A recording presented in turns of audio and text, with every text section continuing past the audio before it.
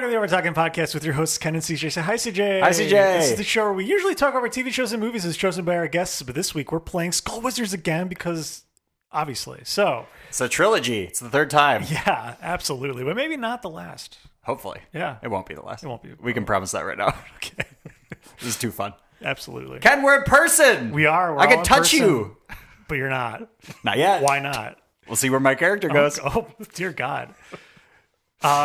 Yeah, for those who don't know, Skull Wizards is it's like D&D kind of, but individual one-off kind of games. And it's a one-shot, and you create your character in a Mad Libs style, where we're just given prompts like a noun, an adjective.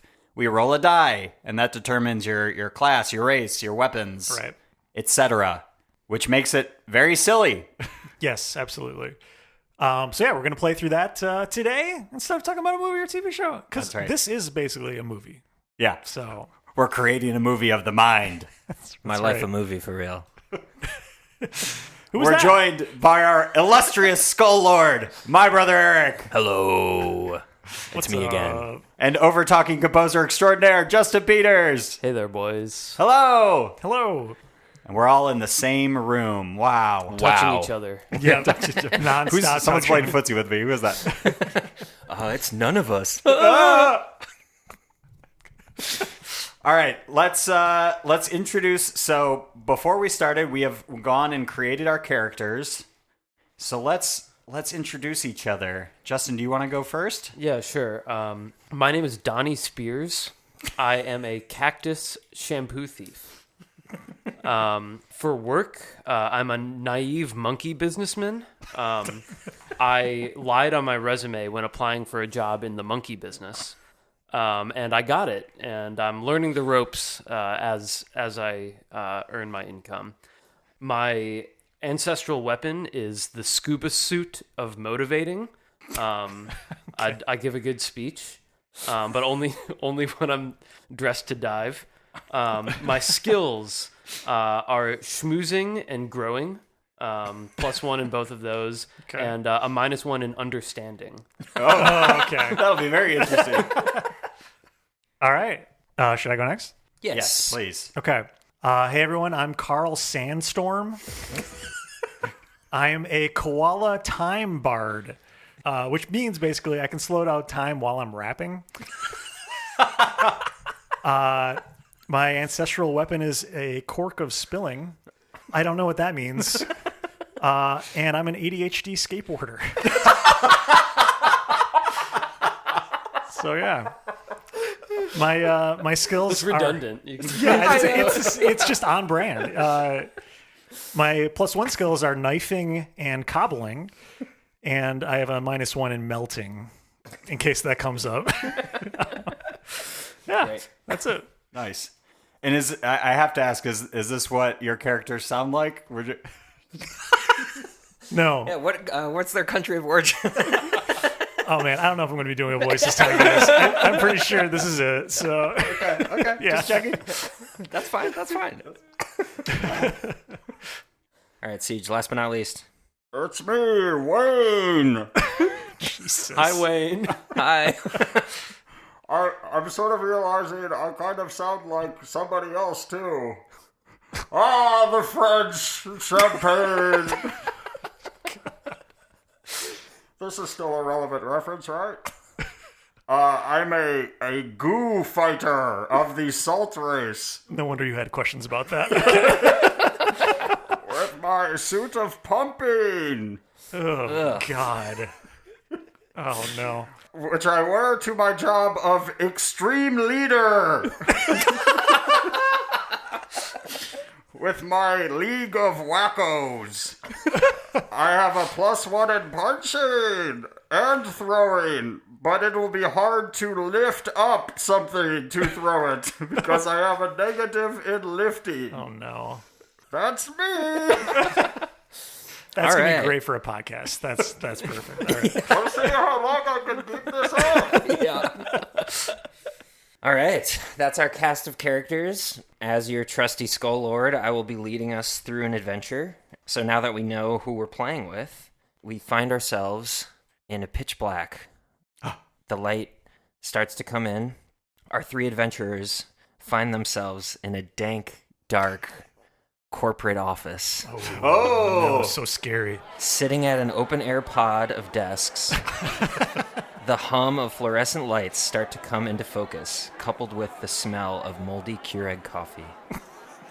The sounds and smells are intense, not because they're rank, but because they're oddly familiar.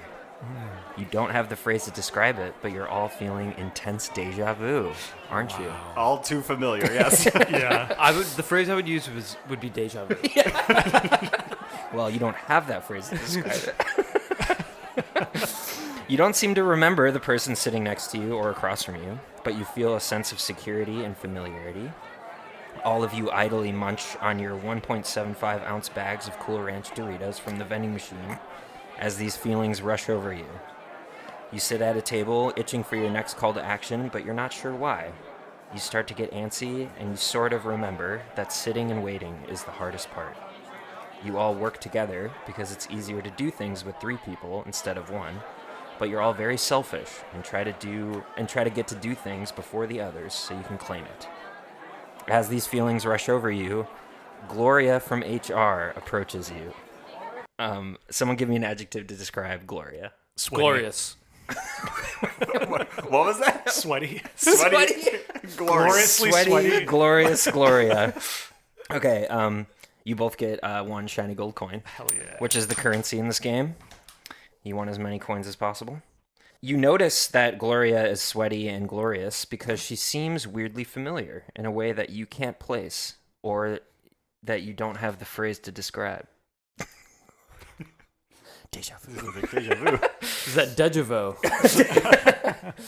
So, as this is all coming into focus, Gloria says, "Don't just sit around and do nothing.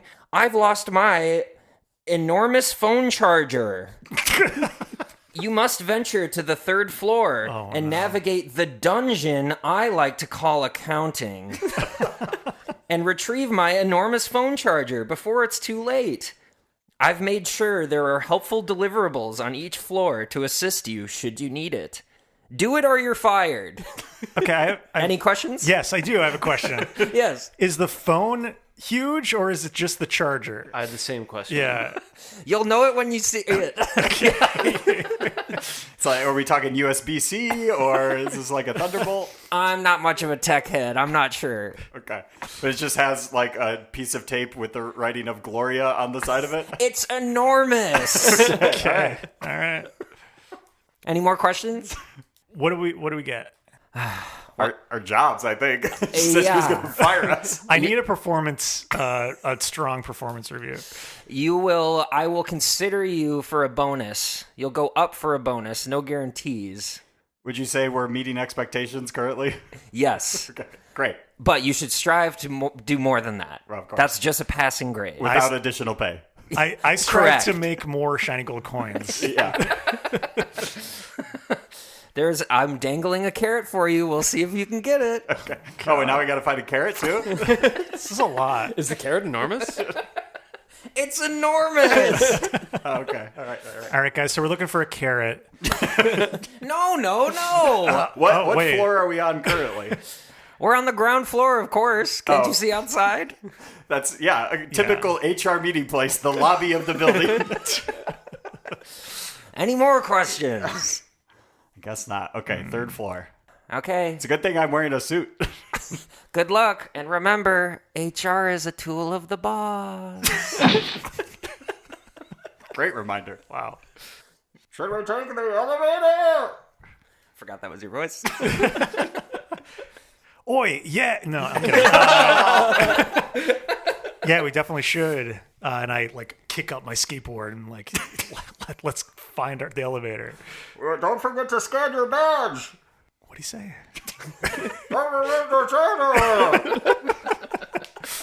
I scanned my badge. Yeah. I'm a potted plant. I have negative at lifting, or else I would volunteer to carry you. I pick you up and set you on the skateboard, and I love it. I love it. I'm just gonna push you, Yeah. unless you can somehow maneuver yourself. You can sneak under the turnstiles. I use my my scuba suit air behind me to propel me a little bit. Okay. Hell yeah. Yeah. Scan my badge. All right. All right, where are you all heading? To the elevators. Okay. You walk up to the elevator door, and you notice that the two doors that would normally open for the elevator, one of them is kind of leaning on its side, and the light inside is kind of flickering. You're getting the sense that maybe this is not the way to go. All right, let's do it. That's a good thing I was born in the darkness. Oh, Did you get to where I am now? I see. I get the reference now. Okay. I don't think there's any other way. I think that's it. Let's look for the fire escape. There's got to be stairs. It's a big building. Oh. Perception check for stairs. Yeah, can I get a 2d6 roll? Now you're getting it. 5. Oh, no. That's well. You look around and you kind of realize that the office building that maybe you're familiar with is very dark. It's kind of hard to see things, so nothing is sticking out to you specifically right now about where the stairs might be. You see nothing, basically. Help. I try pushing the elevator up button. Nothing happens. Damn it. My character's very stuck on the elevator, so that's it. I would like to do an athletics check and leap up the elevator shaft. Great. Wow. Yeah, give me 2d6. 7. Ooh, okay. Yeah, so you're able to jump up. So there's a part of the roof in the ceiling of the elevator. There's like a little hole through it. And you're able to kind of get yourself up and see that, you might actually be able to just get onto the first floor if you climb up through that hole. Wait, I want you to describe how you jump as a potted plant.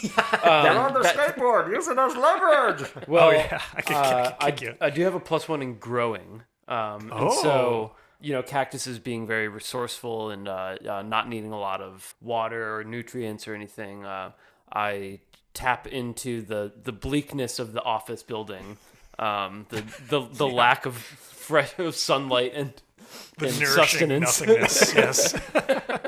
And that reminds me of home, and it gives me the motivation I need to leap.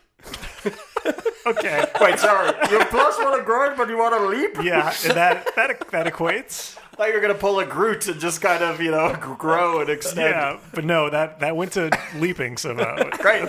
Okay. I have no questions. No further questions, Your Honor. What is leaping if not growing from the ground? Growing further from the ground. Perfect logic. Perfect. Okay, you passed your check, so let's say, however you wanted to do that. Let's say Like I that just said. Yeah, perfect. No notes, perfect. Let's say that happens. Okay. What are you guys up to? I guess also trying to copy him. Do you want to be thrown? I have a +1 in throwing. Yeah, just lift me up real quick. All right, here we go. I'm going to throw him. Okay, 2d6 to throw him. +1. Is that a -1 though for Hey. lifting me up to throw me though? We'll just go with the throwing part. Net 0. I got an 11. Hey, that's a pass no matter Hey. what. All right, so just describe whatever you think happens. It was successful, keep in mind. I'm looking at the picture you've drawn of yourself. You're a koala? Is that right? On a skateboard. But the skateboard is maybe gone? Skateboard's there. I kind of just picked you up like a little baby underneath Yeah. your arms. Yeah. Just kind of throw you like that. A fastball special, if you will. That works. I like the Flava Flav clock. He's a time rapper. It's perfect. Yeah. just like Flava Flav. My flow temporal. Hey, that might come in handy. Right? Okay, so that happened. That happens. And what are you doing now? I don't know. I'm kind of on my own here. Yeah. All right, see you later. What do? Can I sort of punch the door to use that as kind of a makeshift ramp? That's a great idea. I'm Yeah. +1 in punching. Give me 2d6 +1. You should ride the skateboard up it because I think that's still down there. Too bad I got a 3. No. Well, that means that you punch the door, and you absolutely do not even put a dent in it. It hurts you really bad. Oh! So you are embarrassed. As you're punching it, You rip your pants. Oh, it's so embarrassing. The SpongeBob special. Yep. Okay, I pull out my goggles and strap them on, put the little breather in my mouth. I climb into my wetsuit. I now have my scuba suit of motivating on. And I say, Wayne, That's me. you're going to give this your all, okay? Because they all those guys out there, they think that we're losers. But you know what? We're winners. We're not losers. So you're gonna punch that ramp. And you're going to meet us on the second floor. I feel invigorated. Okay, do you want to try again? I'm going to try again. All right, do a 3d6 roll because you're motivated. Hell yeah. Oh, man. What? A 4. That was a 4. So it turns out your first attempt, nothing really has changed since then materially. So it's still very hard and heavy, and it hurts you really bad. Oh, again. Your pants and underwear now rip even further, and your little butt's showing. Is there a breeze in here? Help. Literally, I've got nothing to help you with my character. You're in an elevator shaft. You guys are on top of the elevator right now. Basically, like, kind of on the first floor, if you can picture that. Can you, like, move the elevator down and I just crawl on top of it or something? Oh, yeah, let me just move the elevator down. Figure it out. We're on the first floor, aren't we? Like, what are we? Where is it going to go? Can we go We're a down to the cactus in basement? a Oh, the koala. basement. We're pretty small, dude. I don't. Can you grow like a? Do cactuses have vines? Cacti. This one does. That's right. That's right, it does. It sure does. I cast Vine. All right, you only have 6 seconds. Okay, what are you trying to do with the vine? I'm going to reach it down through the elevator so that Wayne can climb up on top of the elevator with us, so that we can then get each other up to the first floor. Okay, Yeah. cool. Give me a 3d6 for that. All right. You're using a character trait. Nice. 10. All right. Okay, that was successful. So yeah, describe how that goes down. You get up. It can be as simple as you get up. But... I sprout a pretty little pink flower from the top of my dome. Aww. And a little vine comes trickling out and down through the hole. It's all like very cute and like it looks like one of those nature documentaries where they do the time lapse and it like kind of like creaks along in a like unsettling way, but it's also really beautiful. And it tickles Wayne on the nose, and I say, "Grab on." I grab it. Okay, yeah, that was successful as we know. So It slurps him back up like spaghetti. Yum. Okay, you guys are now successfully on the first floor, and you're confronted with, like, right across from the elevator kind of like corridor, you're confronted with a room. It seems like the only place you can go. It's the only way to go. So you kind of make your way towards the room. And when you walk in, you find that there is an overgrown office plant, and it kind of covers the entire room in like thick vines and branches and leaves. You can't really see what's on the other side, but like I said, this is kind of the only way you can go, and you're sort of vaguely familiar with where accounting might be, and so this feels like the right way to go, but it's overgrown with vines and branches, and in the distance, you can hear a very, very faint like sound of kind of running water, almost like trickling. There's some water source maybe in the distance, but you can't really see the other side of the room. I have a +1 in schmoozing, and in the plant world, that also means communing with other plants. So I'm gonna tap into the plant and get some questions. Okay, good. Give me a 3d6 for that. That's a 9.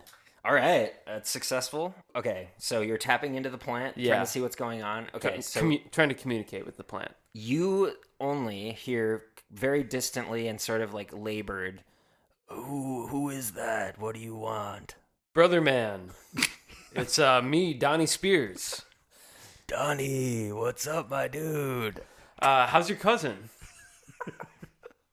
Which one? Grass. Oh, good one. Good save. Good save. Oh, grass, man. He's not doing so good. Oh, you get mowed? Yeah, he's looking rough. He's real short. Dang. Well, I wish him a wet spring. Oh, thank you. He'll be so happy to hear that. Thank you, man. Yeah. Speaking of wet, this trickle that I've noticed in here. What's going on with that? Yeah, it freaking stinks back there. Stinks how? It smells like shit. Okay. Like it smells like shit, or it smells bad in the way that shit smells bad. I don't really know. It just smells like, sometimes people will use manure for soil. It kind of smells like that. But boy, do I. Oh, it's nasty, dude. Well, this is the right way to accounting, right?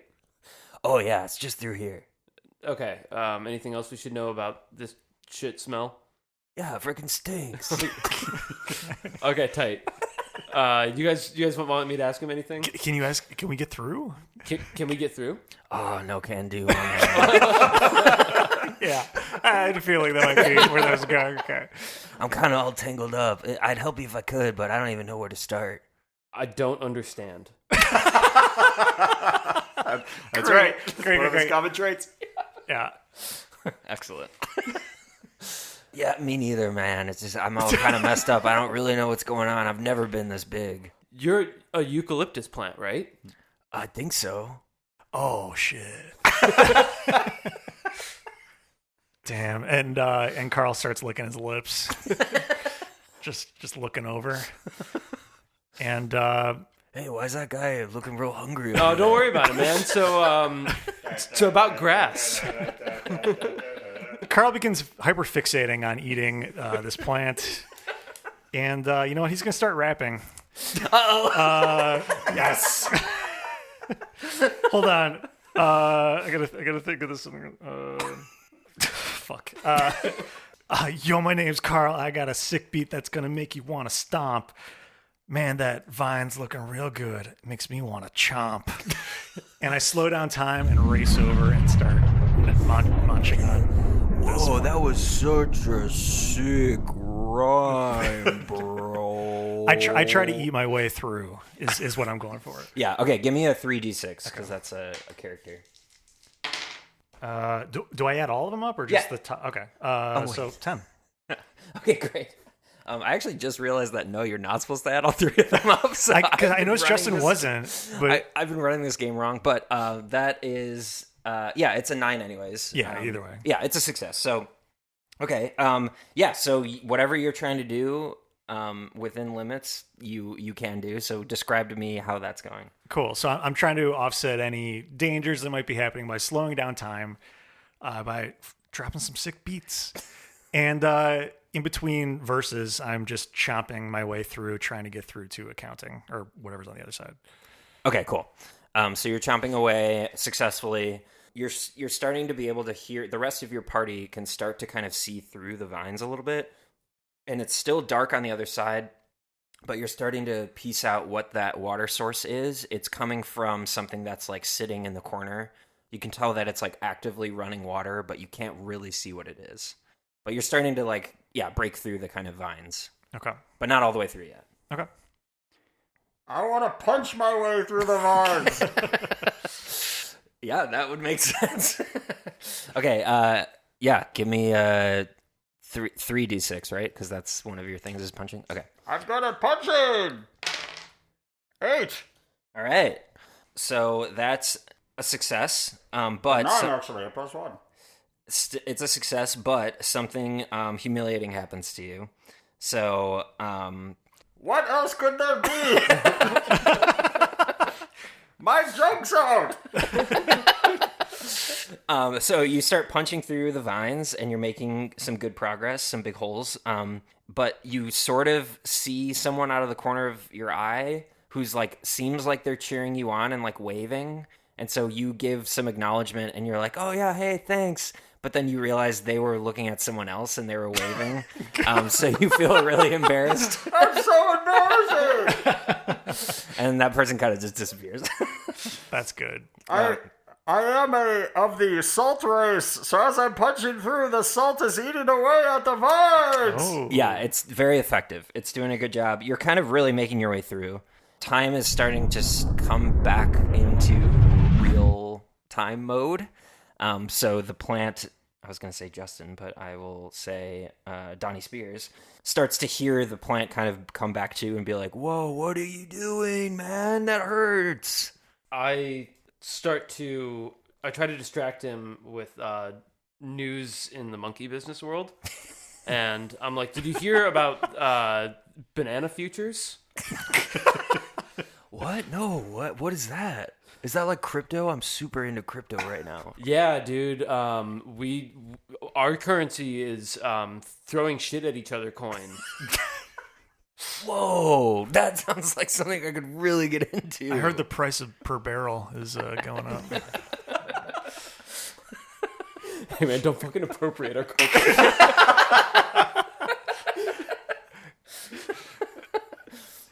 Okay. Is it working? yeah, sorry. Cool. So yeah, he's kind of distracted as you're talking to him, and the holes are getting bigger and bigger to the point where like you feel like you can kind of start getting through. If you were to make your way through, you're able to do that basically. Well, I'm a shampoo thief, so between me and the holes, I like lay down a slip and slide of shampoo, and I'm like, all right, well, it was good to talk to you, man, and I slide through on the shampoo. Couldn't look cooler. Yeah. Yeah, perfect. I'm just gonna say that was successful because you have a clear path, so you're sliding very coolly. Yeah, lathered. I think we're both through at this point, right? Yeah. Because we already set up what we're doing. I kind of want to roll a perception check on what the water thing is. Yeah, give me a 2d6. My guess is it's a cooler. Damn it, I got a 3! Okay, well, you can't see what it is, but you're gonna keep just assuming it's a cooler, probably incorrectly, but you can't actually tell. So Okay. Oh, this weather, huh? Carl's going to start rapping again. Yes! Yo, it looks like there's water abound. I really want to take my time and look around. And so I slow down time and take my time to look around a little bit better and to do perception. Give me a 3d6, yeah. And we're taking the highest two numbers, which is how we've always played. 6. Okay, well. The water, you can hear like the water trickle slow down. So you can tell that it's actively running, but you still can't really tell where it's coming from. It's really just like kind of too dark over there, is the issue. Okay. But since you're through the vines for the most part, you could just walk over there and see what it is. You just can't see from this distance. I do that then. I just walk over, or I skateboard over. Okay, well, as you skateboard over, you hear a squelching noise, something that sounds maybe like pulsating. Oh, no. Was that one of your words? It sure is. And in the corner, sort of simultaneously, you all things get bright.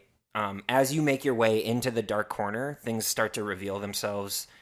Whatever was there recognizes that something else is in the room with them, and starts pulsating and shooting out really sharp edges. Think of it like studs on a jean jacket, but bigger and out of this person's skin. And there's two distinct studs coming out of each side of the person's neck. And this is unmistakably a pulsating, sharp Frankenstein's monster.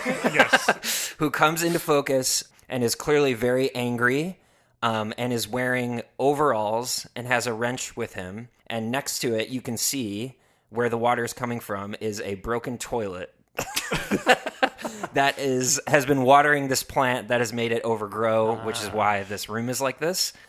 So the pulsating, sharp Frankenstein's monster is trying to fix the toilet and gets really annoyed that someone's there bothering him and starts yelling and screaming and is clearly very mad. What do you guys do? I get ready to punch this fool.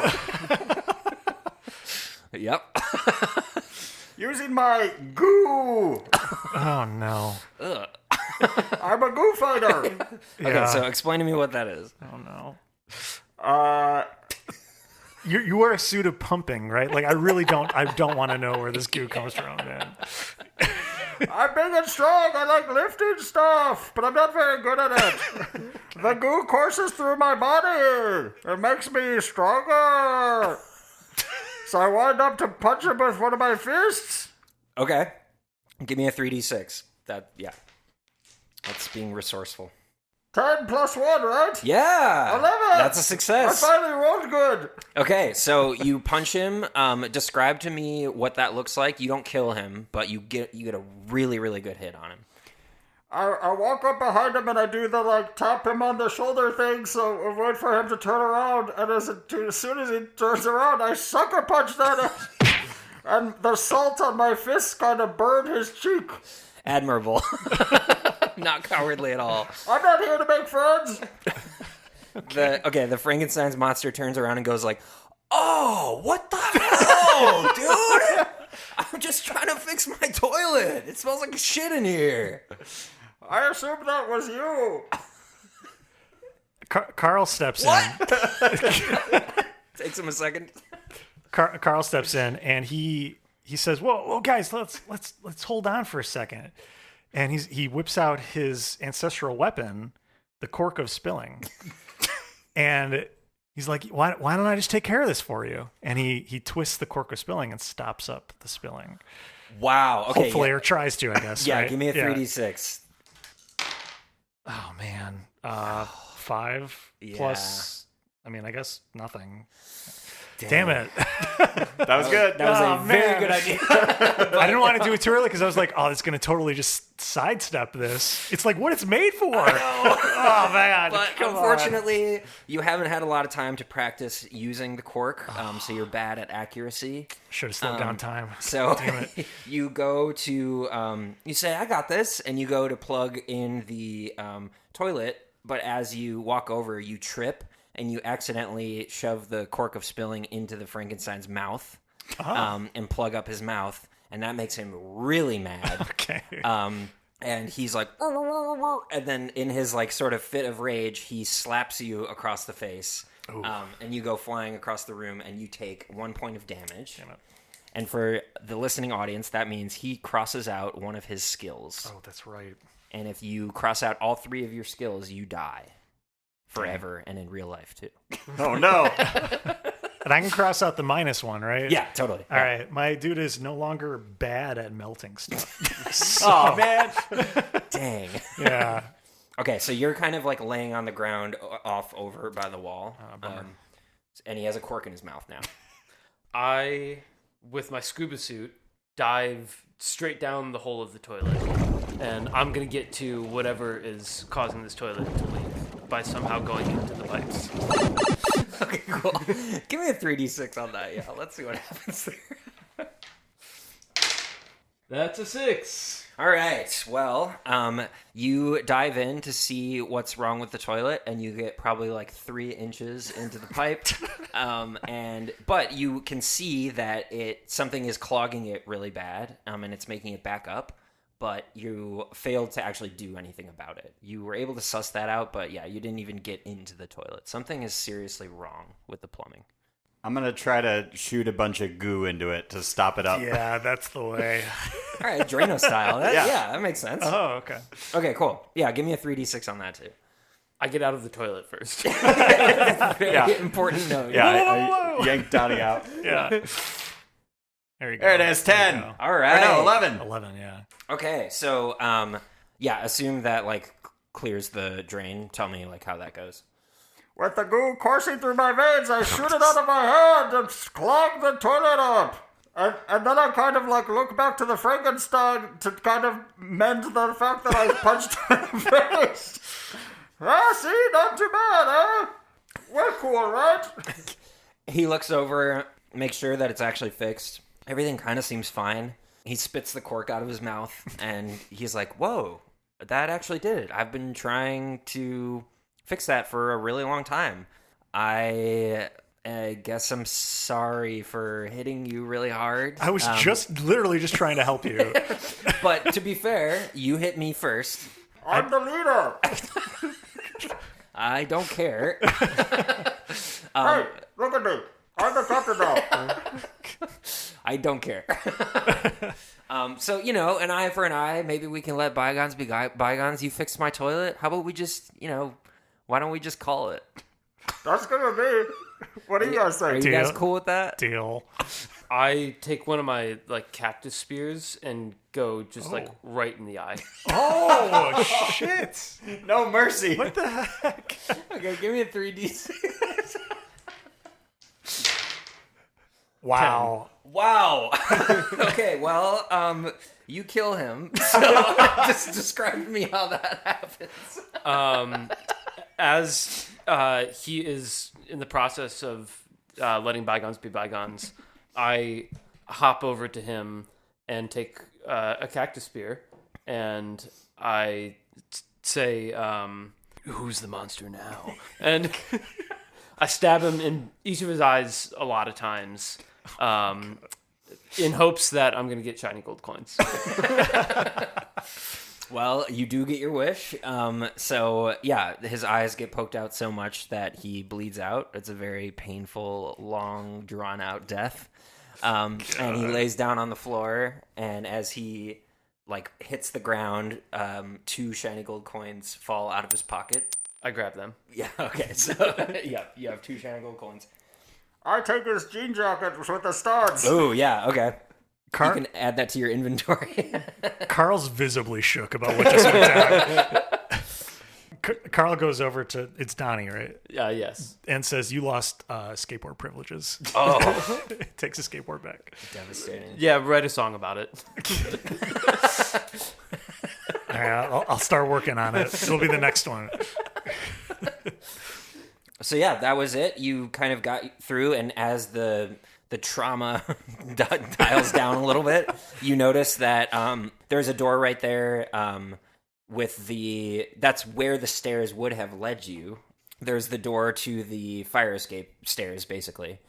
So probably a good thing that you made your way up the elevator. Otherwise, you would have come in right where the Frankenstein was. It might not have gone so well. So great job, but you see the door now where the stairs are, and so you head that way. Actually, I want to go back to the elevator. You can definitely do that. Is that cool with you guys? I'm going to pick up his wrench.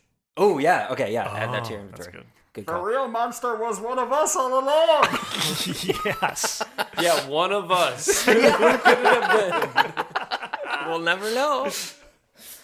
Okay, yeah. What do you guys want to do? Take the stairs or go Yeah, back to the we'll elevator? take the stairs. Okay, cool. Okay, so you go up, and there's rubble. Once you hit the second floor, there's rubble, so you can't go any further up. But you know that you're familiar with where accounting is enough that you're like, okay, this is fine. We can find another way on the second floor. So you make your way up there. You get to the second floor.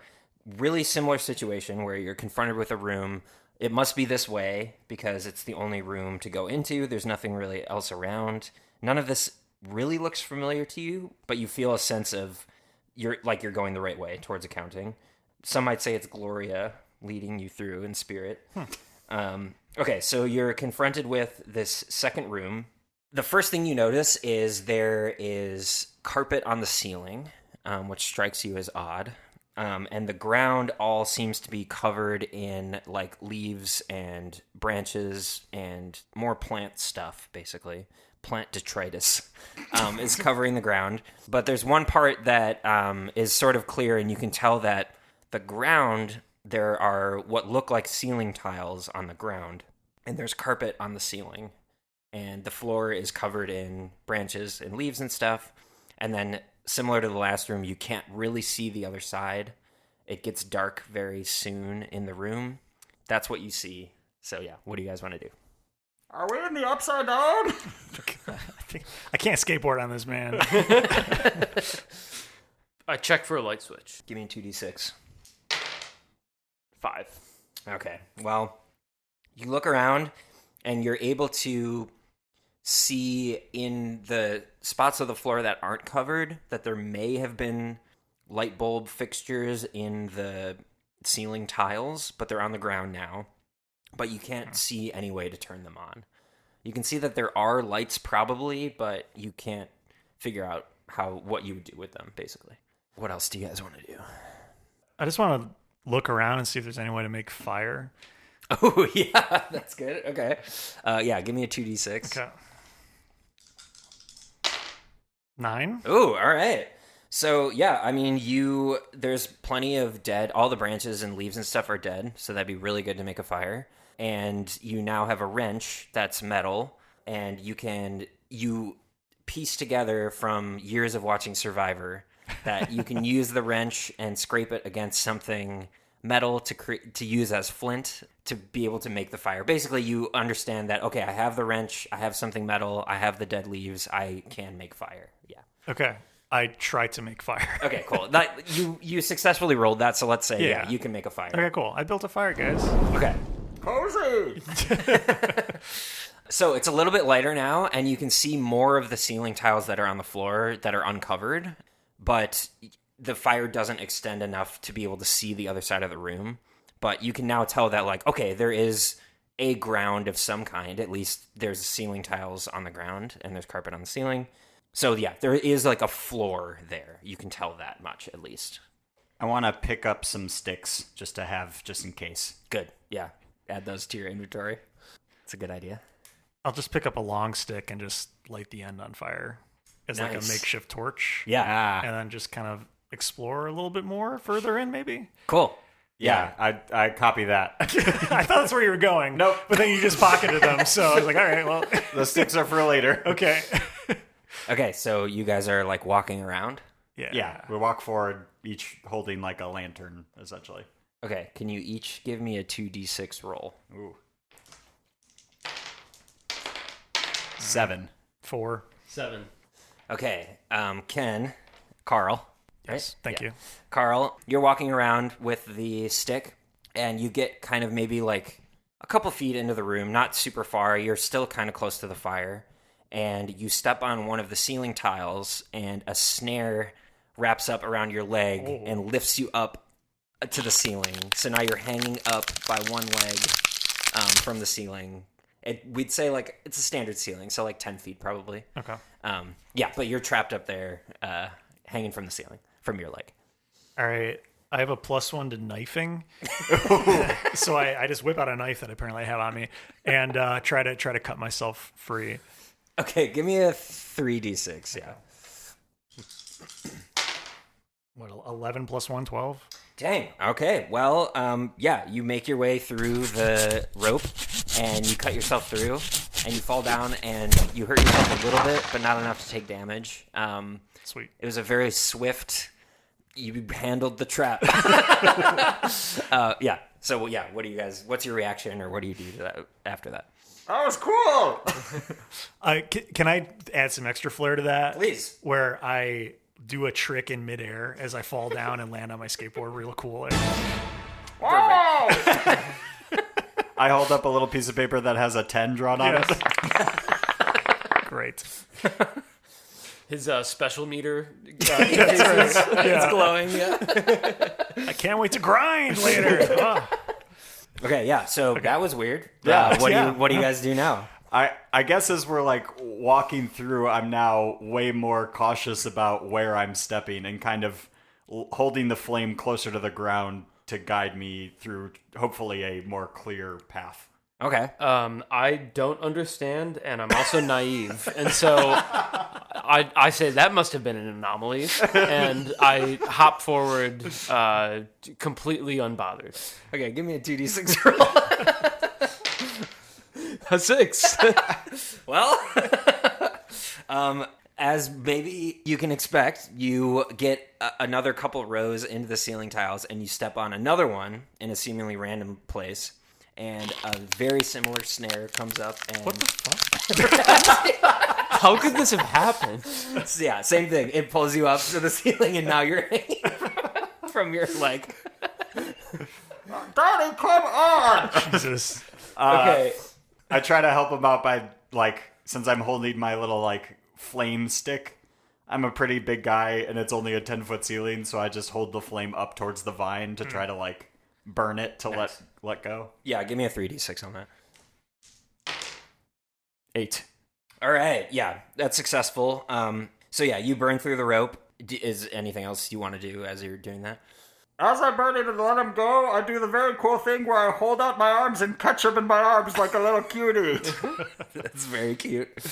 I swoon. As Donnie falls, you hear the indistinguishable clinking of a shiny gold coin that falls out. I get it. Yeah. Okay, so add that to your inventory and take one out of your inventory. It fell out of your pocket. Oh. I've learned nothing, and I move forward. Oh my god. Hold on. Wait. Carl starts rapping.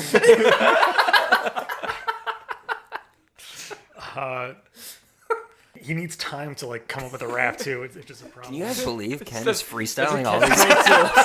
We can edit this out, right? Like, this is okay. Hey, yo, Donnie, I appreciate your pep, but maybe you should watch your step. And I slow down time and like kind of grab him and say like, hold on a second. Yeah. Okay. So yeah, you guys are all now. I would say you're about halfway through the room. You're starting to make out that you can see the end of the room, but you can't really tell what that is. It's the only way to go. You kind of want to make your way still that way, but you can't see where the door is or what's over there or anything. But you're halfway through the room and now you're stopped. What do you do? All right, we all have torches, right? Yeah, I think so. Okay, I blow mine out and just start like blind person style tapping in front of me as we're walking. Smart. So you're kind of just all walking together? I think That would be the smart move, but we'll see. I wanted to give anyone an opportunity to do something stupid. Yeah. I push the skateboard just along. That's smart that's a too. good idea. Yeah. Smart. Yeah, I was just going to get behind you so that you could go first. Yeah. Okay, as the skateboard rolls in front, you hear some rustling in the dark side of the room. And a very distinct smell starts to come over the room. Is it dank? Yeah. Okay. As a matter of fact. I'm trying to think of a way to explain what this is. So the skateboard rolls down the room. You start to smell this smell. It's dank. And you eventually realize that it smells a little bit like cheese. And there's... You hear the very iconic sounds of someone ripping some kickflips and some tray flips. And so you now understand that something is over there, and it's on the skateboard, and it's ripping it up hard. Oh, yeah. And the more tricks that you can hear happen, the lighter the room gets. It's like energy is being generated from this thing, and it's lighting up the room. And then eventually it comes into focus that there is a very thick orange cloud around this thing that could be none other than a big tobacco leaf covered in cheddar blasted flavor powder. Okay. And little kind of like puffs of the cheddar blasted powder is like a sun flare. It's kind of it's exporting the cheddar blasted powder. Yeah, so it's a big tobacco leaf or tobacco plant, and yeah, covered in cheese powder. And it's doing just like kickflips on your skateboard and stuff. It maybe doesn't really notice you yet, but obviously it has your skateboard, so something's up. But yeah. How do you guys feel about that? I feel impressed. Yeah, Carl's impressed and goes over to start chatting him up about skateboard stuff that he definitely knows about. Yeah, let's hear some of that lingo. Sweet kickflip, bro. Nailed it. That's what you say to him? Yep. Okay, when he hears like a noise or someone like addressing him, the big tobacco plant shoots over a very menacing glare and like snaps its little leaf fingers, and the room flips over 180. Oh. So you all are like on the ground, and it flips over, and you're on the ceiling for a second, and then you fall down. You don't do damage, but you're sort of like shaken up. and the tobacco plant rides the skateboard around the wall. Have you guys seen that Jamiroquai music video? It's very similar to that. Okay. Yeah, so he rides the skateboard around the wall, and now he's back on the floor with you guys. Yeah, he doesn't look very happy, I will say. Can you point us to accounting? It lets out a big belch of powder, like cheddar powder, in your direction. It's nasty, but also smells good. It smells like goldfish. My hands are stained now. Yeah, you guys are covered in dust, Mad Max style. Can I have my skateboard back? That's what you hear. Okay. Well, I got something. Here we go. Hey, yo, dude, don't you know tobacco's wacky? Oh, I fucked up already. God, why did I choose this as my guy? I'm not good at this. It's so bad. Oh, man. Self-inflicted pain. It's real bad. That's the best part. I end up making him faster on accident. That's the consequence of what just happened. I love that. He's now doing, instead of kickflips, he's doing double kickflips, Wow. Triple kickflips. Yeah, he's doing, his trick intensity is upping. Yeah. I go to a nearby printer, and I pull out some papers, and I lick them together to make a rolling paper, a big one, fit for a big tobacco. Yes, there you go. And A big tobacco. That's what it is. hey, big tobacco's a monster. Okay. That's the true monster. So while the big tobacco is distracted with how cool his tricks are, I quickly try to run around him and get him wrapped up in the paper. Ooh, nice. Okay, yeah. Give me a 2d6 for that. That's a 3. Well, Almost as bad as you can get. yep. So as you're running around, the floor is different now. So you're on carpet, and the carpet isn't attached to the floor very well. So it's kind of rumpled up and creased up. So as you're running around trying to wrap them up, you trip and fall and land. You fall so quick that you don't have time to break your fall. You can't, you know how when you just trip and you can't catch yourself? Eat shit. So you fall right on your face and break your nose, or whatever the cactus equivalent of a nose would be. You break off one of your branches on your face. One of my sprouted buds. Yeah, exactly. And you take some damage. All right. So cross out a skill. Okay, I understand. Oh, so much clarity. Wow. No. Okay, that's honestly probably a net benefit for me. Yeah, that worked out well. Should have done this earlier. I hit knocked my him sense head in and himself. finally see the world straight. Okay, yes, but so you're kind of for a second you're a little incapacitated off kind of behind the big tobacco plant. Yeah. Remember those sticks I grabbed? Yeah. You thought I was a fool. No, I didn't. I throw the sticks to try to trip his skateboard. That's good. All right, yeah, give me a 3d6 for that. A 7. Okay. Oh wait, and +1 to throwing. Great. So an 8, that's a success, but something humiliating happens to you. No. So let's go with describe what you do. So that was a success. So as he's doing, tricks and kind of rolling around, I am able to throw it right in front of his trucks. So the front wheels hit, and it kind of sends him flying off the skateboard. And so he also lands kind of flat, spread out. And then I try to since he's on the ground, try to quickly grab the skateboard back. Nice. Okay, yeah. I will say that you successfully grabbed the skateboard, but as you're making a run for it to grab it, it's been, you've been adventuring for a little bit, and so your bladder's a little full, and so you pee your pants a little bit as you're reaching down and grabbing for the skateboard. And as we know, your pants are already ripped, so peeing your pants, it's a little bit of it comes out too. So you're embarrassed, needless to say. Carl says, "I got you, buddy," and he pulls out his cork of spilling. And I stopped that right up. Oh, thank you. Okay, so Donnie's a little bit still incapacitated, but gathering himself. The big tobacco plant is now, fully face planted, and you have the skateboard back. What do you guys do? Does someone still have a torch? I think I I do. Yeah, I think I do. All right, so I whip the torch at the back of the tobacco. Nice. Yeah, give me a 3d6 for that. 10. 10. All right, success.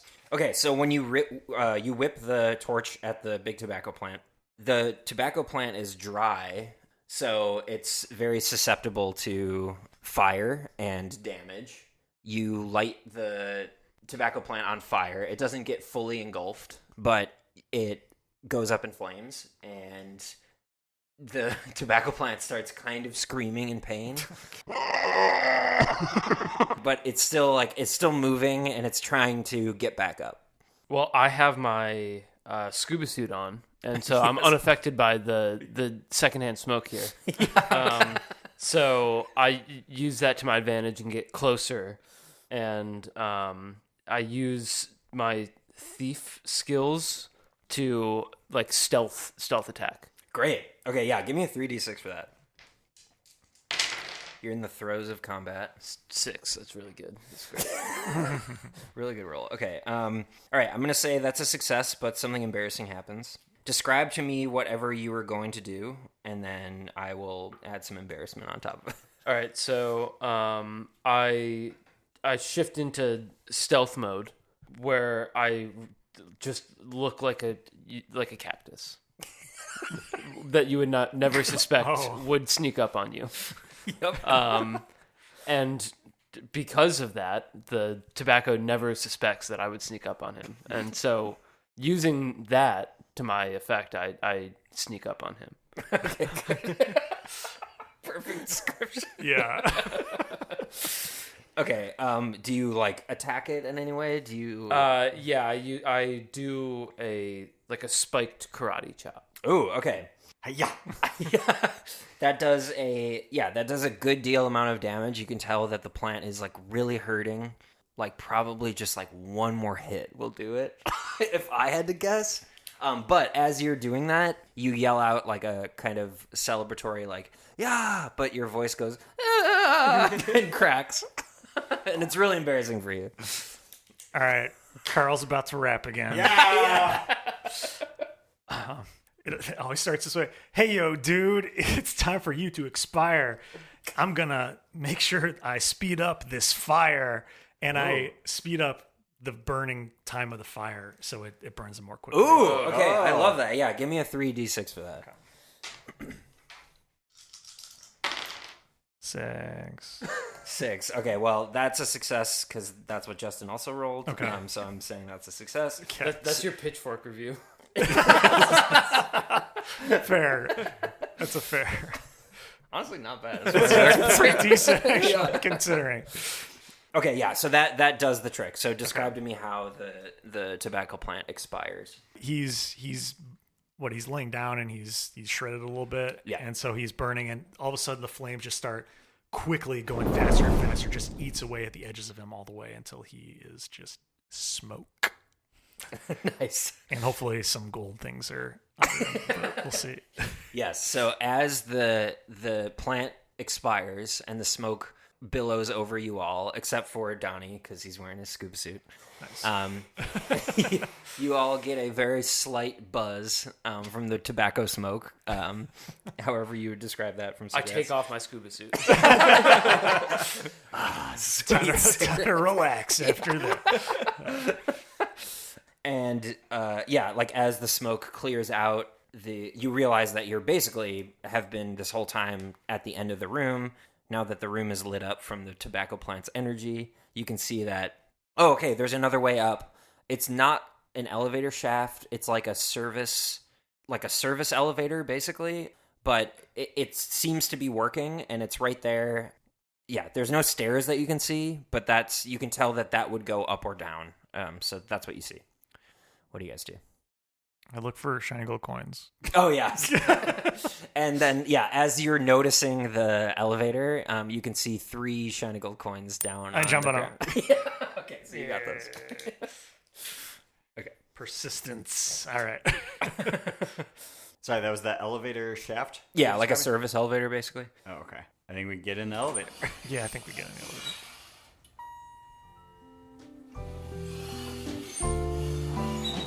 Yeah. And you go up to the 3rd floor. Hey, we did it! That seems to be as high as it goes, even though you know that this building has a lot more floors. It just stops there without you pushing anything. The door opens up, and this time it is a fully lit room. But you can't see anything in it. It seems completely empty, except in the back corner, it's big, so you can tell that there's something there, but you can't really make out what it is. But you're drawn to it. It seems like, oh, that's at least worth exploring. That's something that maybe we should, look into. This room is fully lit. We can't see really anything. There's no office furniture around, so it's just completely empty. So yeah, what do you guys do?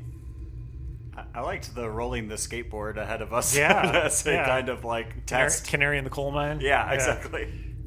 Okay. Yeah, I kick the skateboard then. Okay, so the skateboard rolls into the room, and as the skateboard is like making its way to the other side of the room, you see sort of like rows of cubicles appear, like in line with the way the skateboard is moving. So like cubicles appear as it's moving, and then as the skateboard moves on, the cubicles kind of disappear. So you see that, and as it's rolling, you start to hear little murmurs, I will say, like little noises, but you can't really figure out what that is. But yeah, it's a little bit unsettling, but you can't tell what it is. Are the murmurs just stuff like, Mondays, am I right? It does kind of sound like office chatter, but it's a little bit more high-pitched and a little bit more squeaky. Okay. And so now the skateboard's at the other end of the room. Yeah. Now I don't understand. I feel like we should walk together. Yeah. So that they're all kind of appearing and we're ready in case anyone appears in a cubicle we walk past. I'd just pick up Donnie just to make sure that doesn't go rogue again. Okay, so you just start walking? But like very wary and kind of like slowly stepping so that we can assess when the cubicle pops up, like what is in that cubicle. Okay, yeah. So you start walking, and the first row of cubicles like sort of fades back into being able to see it, and it basically just looks like people working in their cubicles, working at their desks. But the more you walk and the more in focus they get, you can tell that these humans look a little bit weird. They don't look like people. Oh god, they're co-workers. Oh no. And you're in a WeWork. And yeah, something's like off with the like shape of them as a human. But you keep walking, and you haven't really figured it out yet. You can't like see them explicitly, but yeah. Do you keep walking? Are all the cubicles like filled with people? Yeah, there's a couple that aren't, but yeah, for the most part, it's like what you would imagine a busy office to be. I kind of want to go and like see what's on the computer if there's an empty cubicle. Yeah, let's go to an empty one for sure. Empty cubicle and perception check the empty cubicle. Okay, great. Yeah, give me a 2d6 for whoever wants to do a perception check. 6. Okay. 10. Nice. 8. Okay. So you all walk into a cubicle, and it's still a little like blurry. Yeah, the only way I can think to describe it is like it's not super in focus. Like you can tell things are there, but you can't really like make out the actual like material of what it is. But Donnie, you walk into an empty cubicle. The computer is there, but it seems off. But what you do notice is you look over, and there's a worker in one of the cubicles next to you, and it doesn't look like a human. It looks more like a rat man. My arch nemesis, the Rat Man! So yeah, what do you do with that information? I pull up Minesweeper. Yep. And then also an Excel file that I can switch over to real quick, just in case I need to. And I start clicking away. Okay, you can sense that one of the like quote unquote workers behind you gives you like a nod of recognition. But using the computer, it boots up totally normal. It's running Windows 95. But So totally normal. yeah, totally normal. But nothing seems to really like it doesn't affect anything really. You're playing a pretty successful game of Minesweeper. But yeah, that's about it. I'm fully distracted by the Minesweeper. Nothing else is happening. Since I got a 6, am I just there? And, Yeah, you okay. kind of can't really tell. I think we're kind of locked into a deadlock then. I don't think there's any way to move forward. I'm very tempted to just kind of throw a computer and see what happens. Okay, I log into my monkey business email. Make sure it's an incognito window. You don't want those credentials saved. And I send off a quick DM to one of my colleagues, and I'm like, hey, what do you know about the rat business? Ooh, okay. Give me a 3d6 for that. Let's see how that goes. 3. Okay, so there are a shitload of typos. And you immediately get back an automatic reply of, hey, I'm out of the office. I'll be back in a week. Yeah. I accidentally ask about the bat business. What's that? Okay, I'm bored by them playing Minesweeper, so I just pick up, I assume, a big CRT monitor and just chuck it as far as I can, like rip it out of the cubicle and throw it. And you lift that up off the desk? Is that right? Yes, I do, yeah. Okay, yeah, I'm gonna say you just do that because you would be able to do that. So you chuck a computer monitor down towards the other side of the room, and similar to the skateboard, like as it's flying through the air, more rows of cubicles are revealing themselves and then disappearing again. And when it lands, it smashes, and nothing really happens except you hear very more distinct squeaks.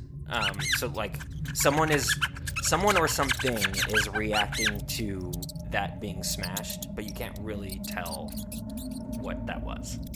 I think we go forward, venture on. So, like, none of the people around us really react to that? No, They're not just really. cool with that? Yeah, they're still working. I think we should throw more monitors. Yeah, I'm down for that. to Yeah. do something. Yeah, can we, to try to get, now I want them to react. I'm kind of offended that they didn't even acknowledge that I chucked a monitor down the hallway.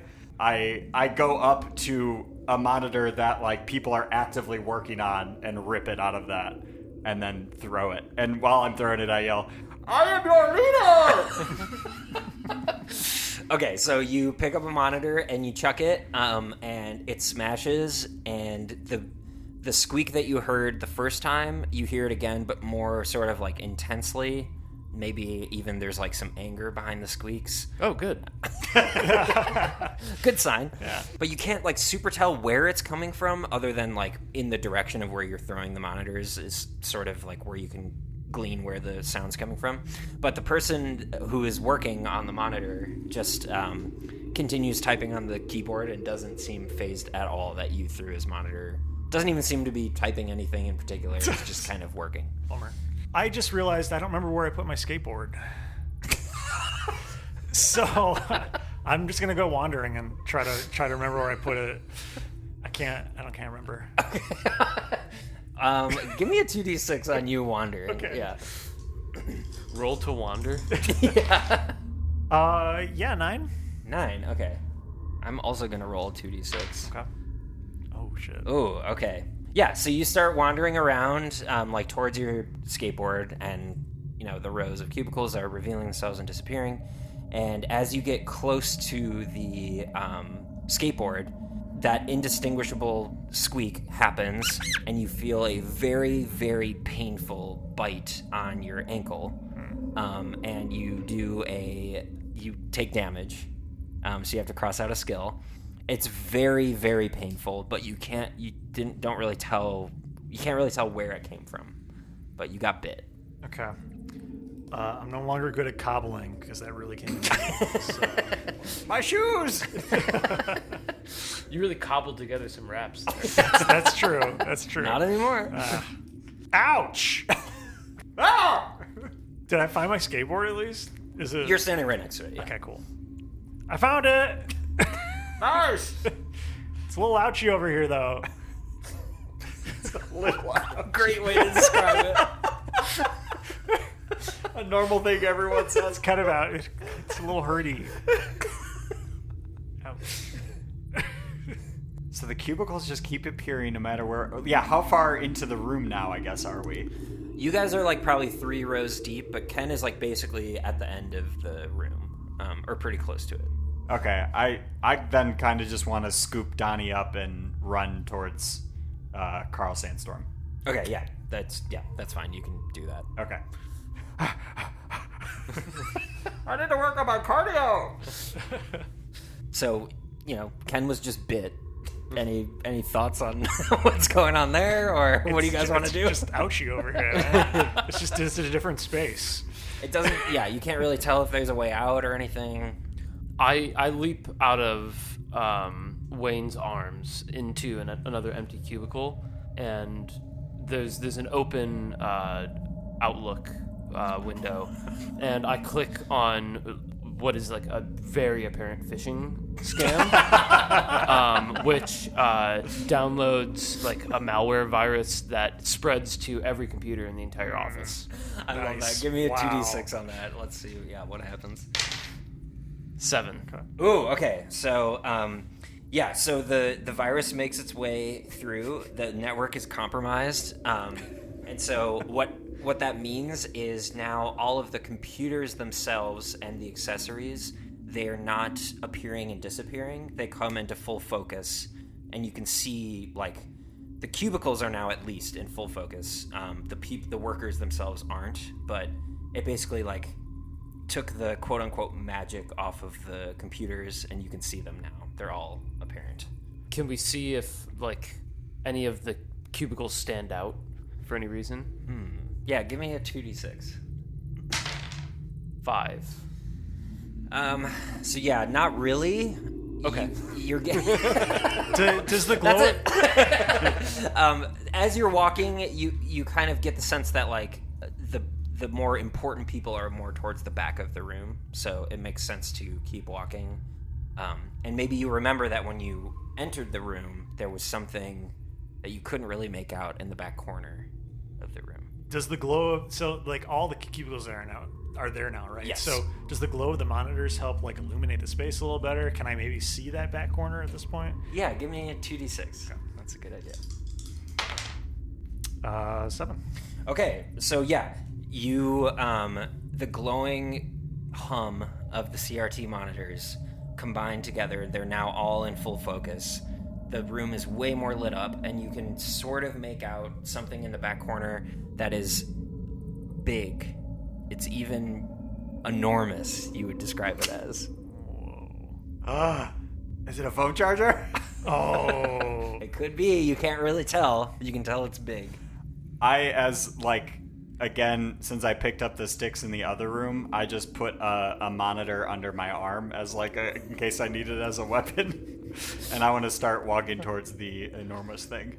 Okay, as you're walking towards it, you hear that squeak again, and you sort of get the sense of like all of the workers leave their desks and start kind of crawling on all fours and come together into one big swole rat man.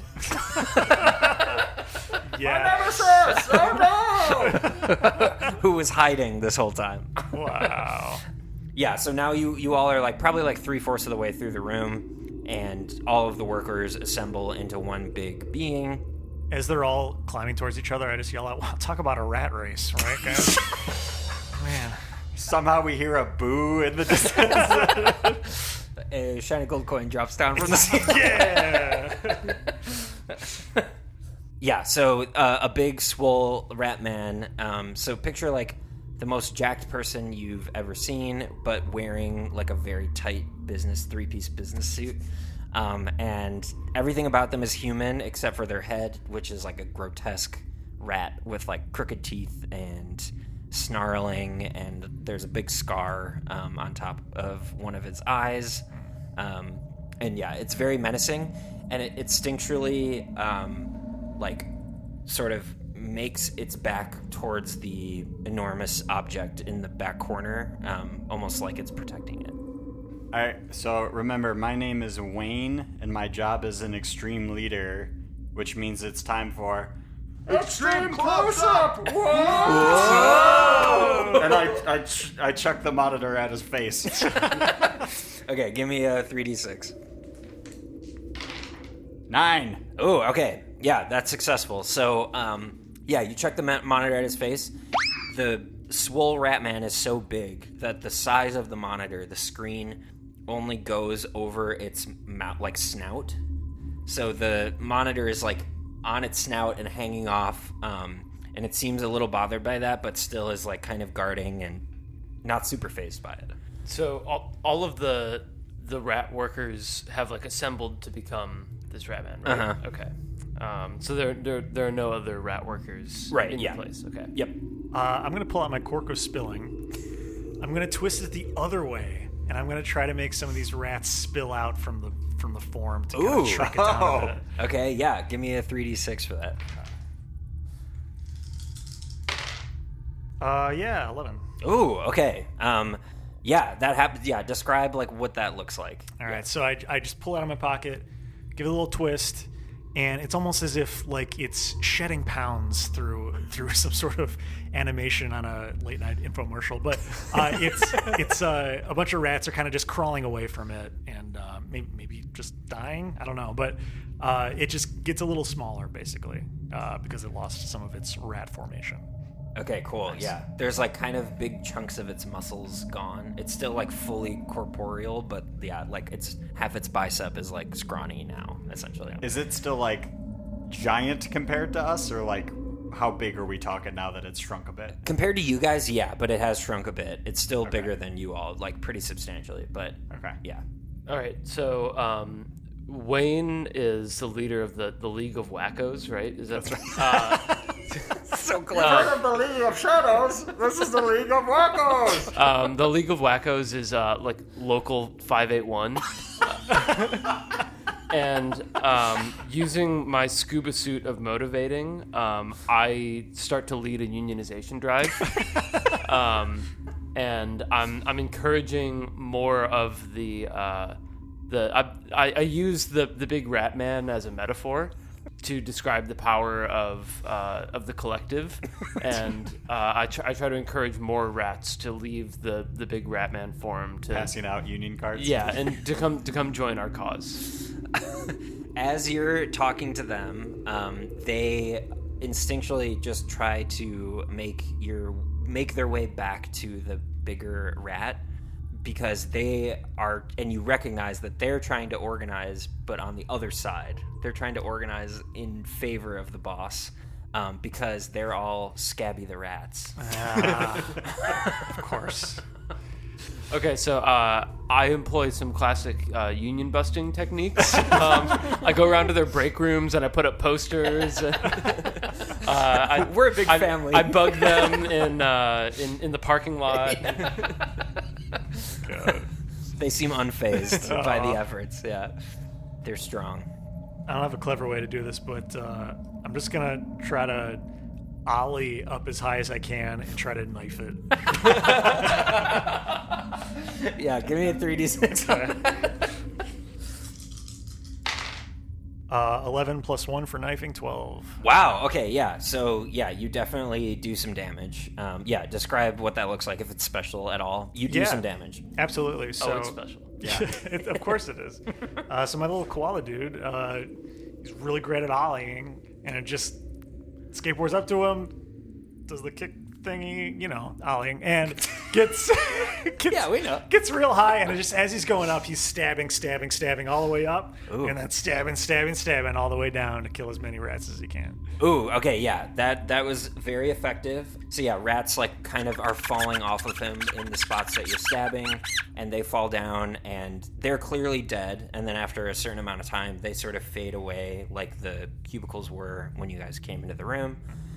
So that seemed to do the trick, and you can tell that was very much perturbing the big swole rat man, because he's getting smaller and smaller the more rats you take off of him. But he's still like standing, still has the monitor on his snout, and is still like very much protecting whatever's in the back corner. In that moment, over the intercom on the room, you hear a familiar voice. It's Gloria, and she says, "Hey, just circling back on these deliverables. I'm so sorry that they're late, but I said that you would have deliverables on each floor, and maybe someone forgot about that.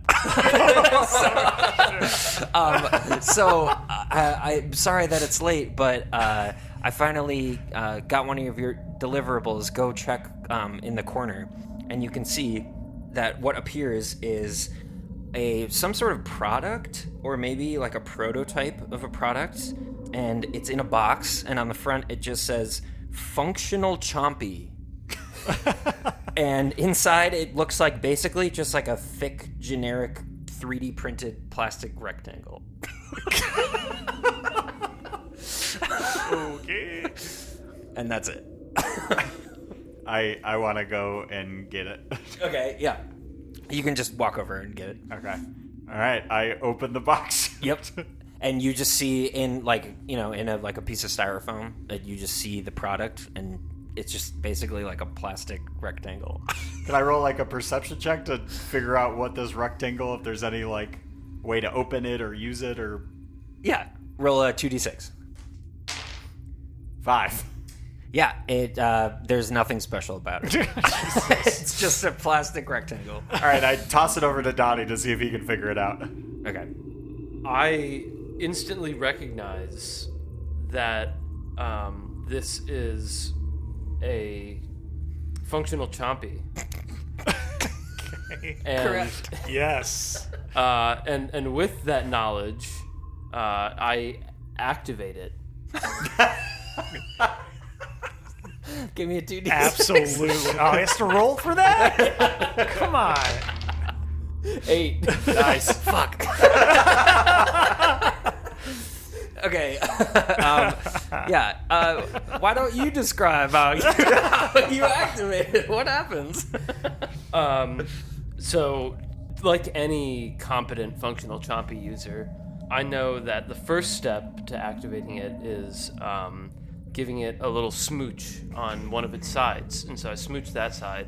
And then I know that the next step is to flip it around to the opposite side and touch that to your bum. Mm-hmm. So I do that. And then you go to the side just above that and you tickle it. Mm-hmm. And then the side to the right corner, you go down and you give it a little lick. Jesus Christ. Then the flip side of that, I don't want to know. you have to just breathe on it. And then I think that was 5 sides. And then the remaining untouched side, you say chompy, and it opens up into a mech suit that I climb inside, and I use the seeking missiles to attack the rat man. Yeah, I mean, who am I to argue with that? That's what I was going for. And then I win. And Classic chompy. suddenly my pockets are full with shiny gold coins. And, Hey, they say it's functional. Okay, I'll give you the mech suit. Yeah, you don't really know how to work it, but you are in a mech suit. You don't know if there are weapons or not. You probably assume, but yeah, you're in a mech suit now. Sick. Okay, and as I pose. were you trying to anime theme music plays? Were you trying to turn it on, like, because you were kissing and licking it and stuff? Was that what the idea was? Yes. I liked it. As you pose, a like ding ding ding, a shiny gold coin falls out of the ceiling. I collect it. Okay. Okay, as that's all happening, you're making a big show of it. The Rat Man has the time to get into position and basically, similar to a mech suit, form its like rat makeup into like a big fist of rats and walks up behind who would be closest to who just like attacked him last. I think it was me. Yeah. Okay, so up to Carl and punches Carl into Wayne using the rats, and you both like don't cross out a skill, but basically like half damage essentially. Okay.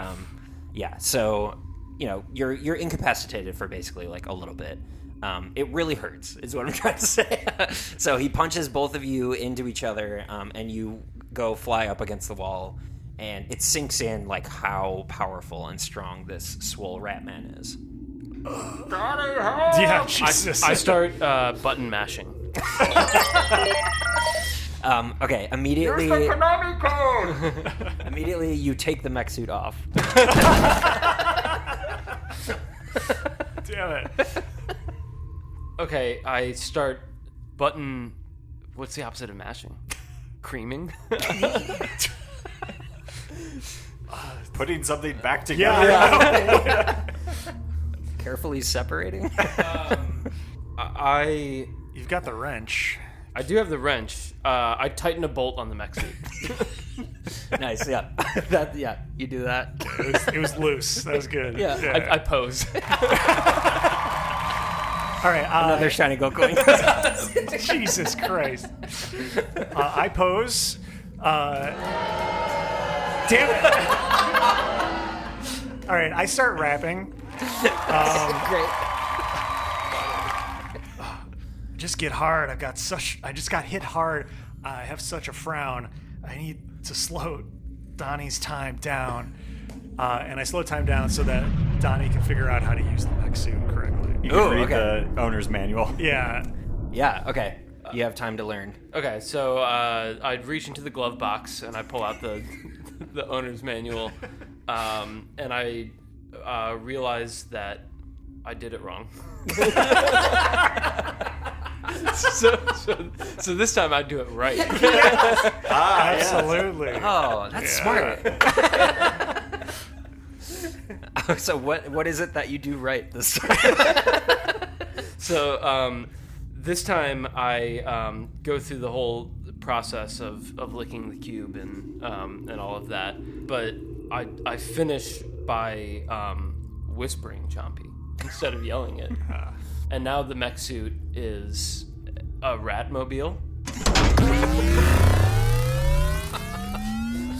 Yep.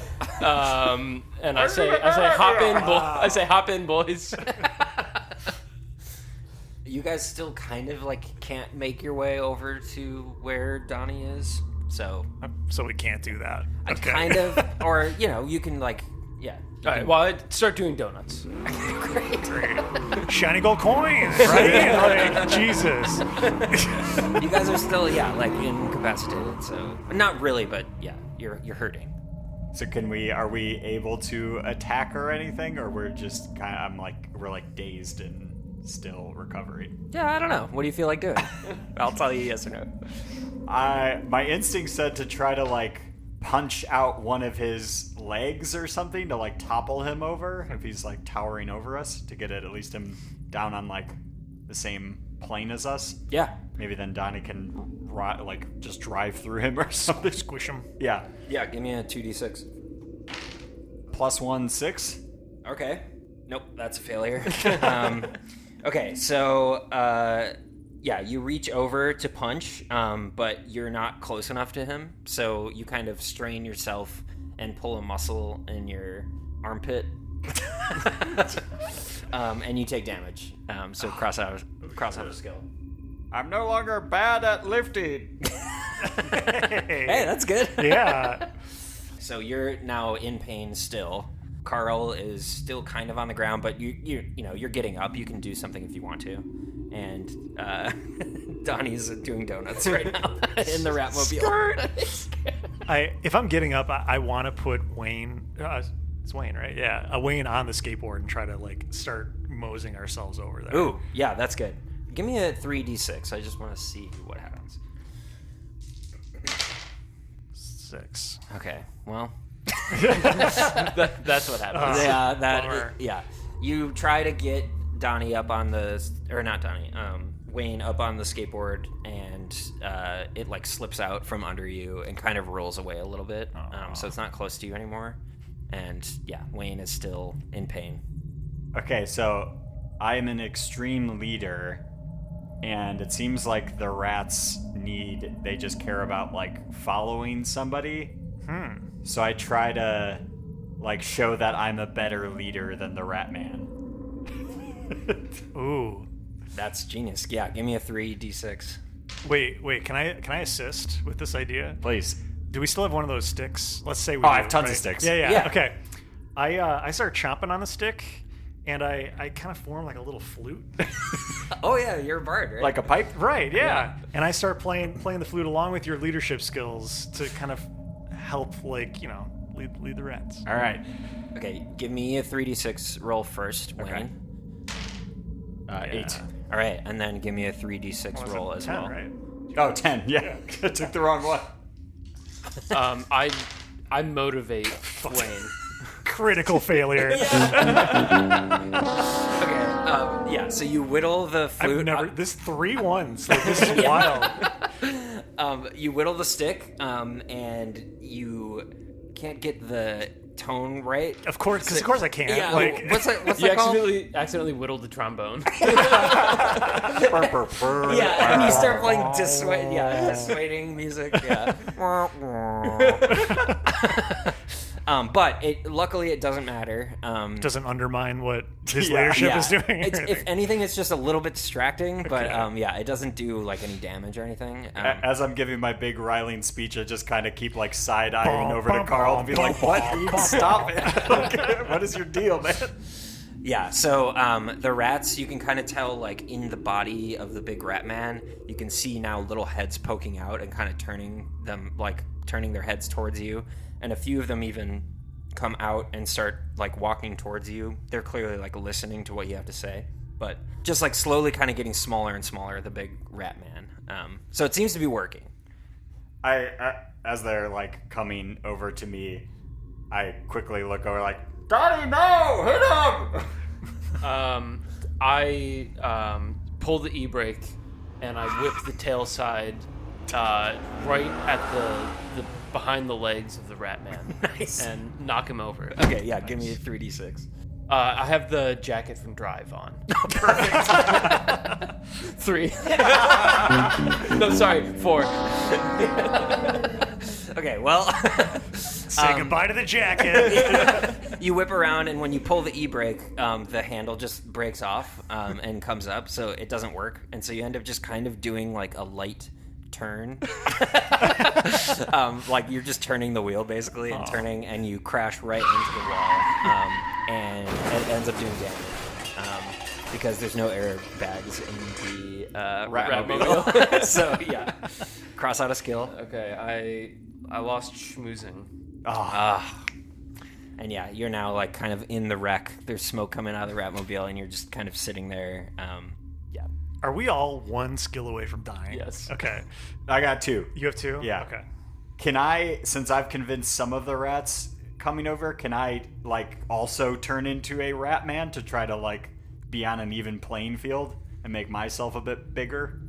You want to turn Can into you? a rat Yeah, man. what? I want to, like how he's not really one thing. It's individual rats making up the thing. Mm-hmm. So I want the rats to come on top of me to, like, make me bigger. Okay, I see. Yeah. Give me a 2d6. We'll see how it goes. Wow. 10. Wow. Okay. So yeah, the rats like crawl up onto you and like go under your sleeves and like make your biceps bigger. Yeah. And they like hold on to your, you know, those like suits that they are starting to make that like for like package carriers that like makes the weight not like strain your spine. It's like an exoskeleton basically. Oh, yeah. The rats start crafting like a exoskeleton to help your movements be easier and less strain on your body. It's my own rat neck. Yeah, basically, yeah. That's exactly what's happening. Yeah. So you feel a little bit stronger and more like able, and you're not like incapacitated in any way. I kind of want to throw Carl at his face so you can stab him. Okay.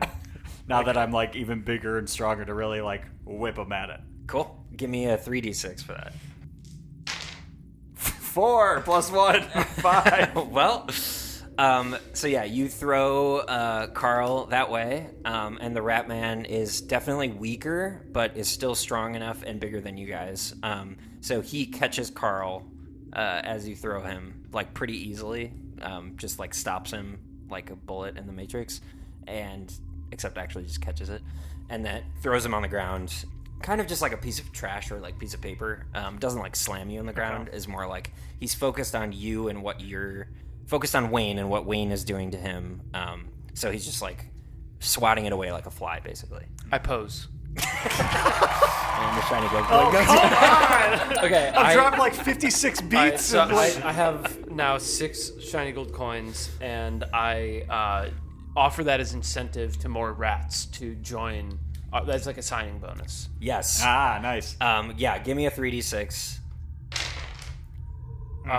That's 3 threes. 3 1s.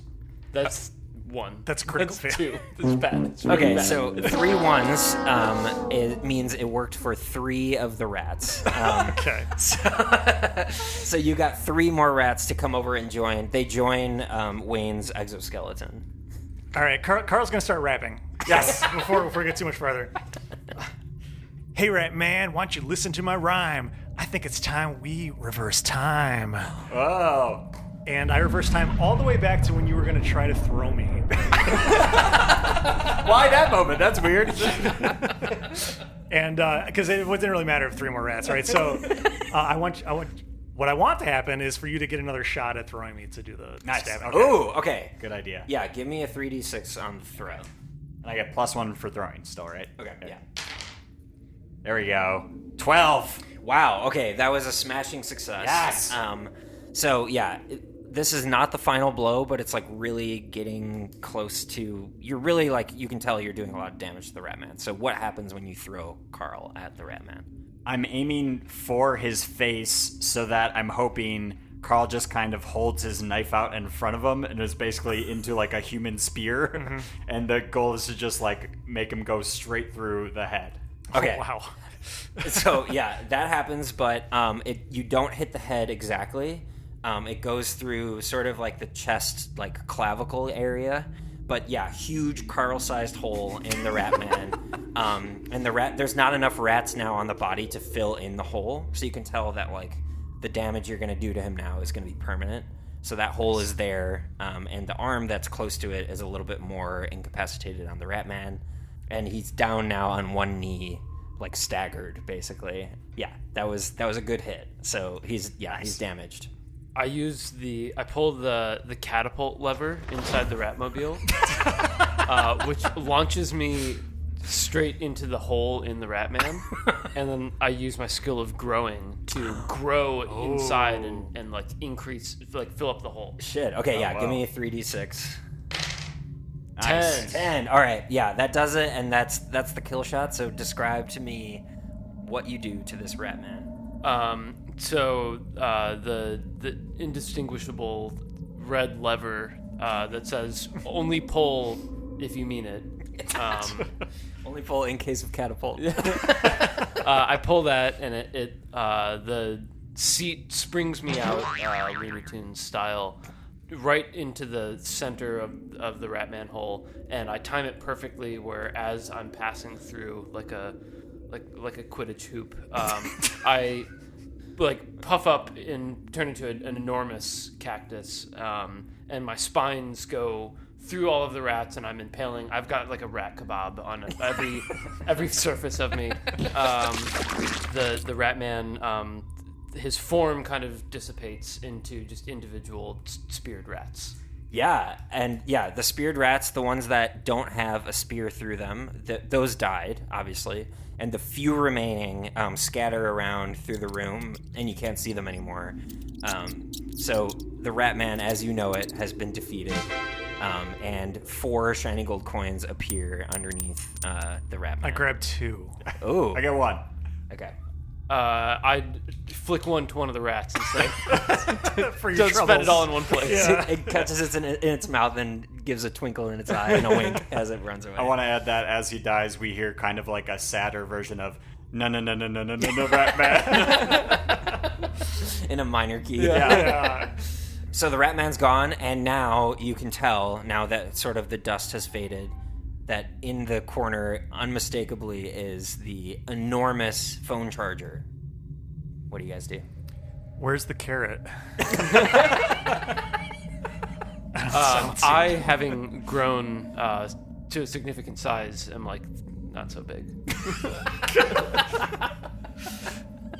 Now that I'm better at lifting, I go and I lift it.